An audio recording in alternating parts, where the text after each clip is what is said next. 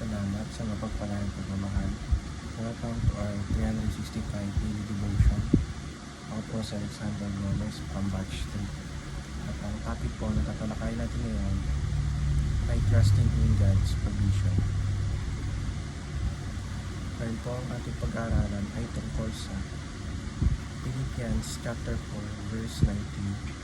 At buksan po natin ang ating puso at isip sa magandang salita ng Diyos. Sinasabi dito na, "And my God will meet all their needs according to the riches of His glory in Christ Jesus." Or sa Tagalog, at pupunaan ng ating Diyos ang bawat kailangan niyo ayon sa kanyang mga kayamanan sa kaluwalhatian kay Kristo Jesus.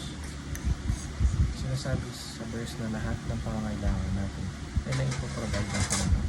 Mayaman ang Panginoon natin. At kahit anuman ang kailanganin ng kanyang mga anak ay kanya itong ibibigay. Kaya magtiwala tayo na God will always provide. Teaching number 1. God is our ultimate provider.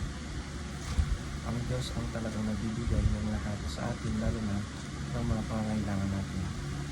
He even created the sun, paglibas energy at ang mga halaman, hayop, at tubig para sa basic needs ng natin mga tao. Teaching number 2. God never runs out of provision. Kahit sa mga moments na parang walang-wala na tayo, o gipit na tayo, huwag natin kalimutan na andyan ang Panginoon para mag-provide sa mga pangangailangan natin.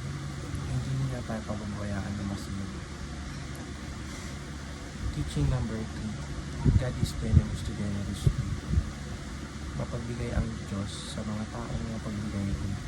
Ginagawa niya silang mga instrumento o laruin ng blessings. Kapag bukas ang palad mo na i-share ang mga blessings na natatanggap mo, mas maraming blessings din ang ibibigay ng Diyos sa'yo.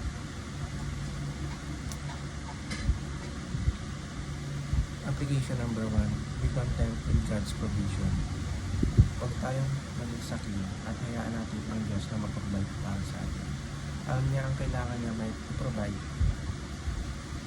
at hindi magkukulang pag ang Lord ang nagbigay. Application number 2. Be qualified by being generous. Maging mapagbigay tayo nang sa gayon ay maging mapagbigay rin ang Diyos sa atin. Kung gusto natin nabigyan tayo ni Lord ng blessings, ay magbigay din tayo sa iba. Application number 3. Be expectant when trusting in God. Magtiwala tayo palagi na God will provide at kahit nasa pinakatipid o mahirap na sitwasyon, ay may-expect tayo na maging confident tayo na hindi tayo pagbabayaan ng God will always provide. Yun lamang po ang aking devotion. Maraming salamat.